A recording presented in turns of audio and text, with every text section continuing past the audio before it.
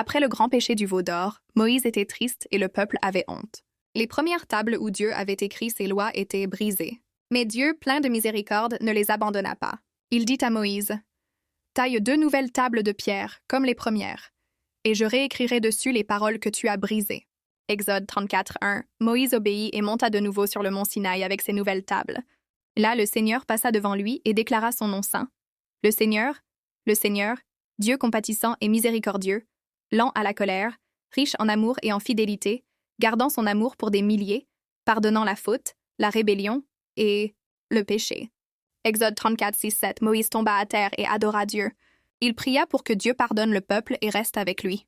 Exode 34:8-9. Le Seigneur renouvela son alliance avec Israël et lui demanda de ne pas faire d'idoles, de respecter ses commandements et de fêter ses fêtes saintes. Exode 34:10-28. Moïse resta 40 jours et 40 nuits sur la montagne, sans manger ni boire, en présence de Dieu.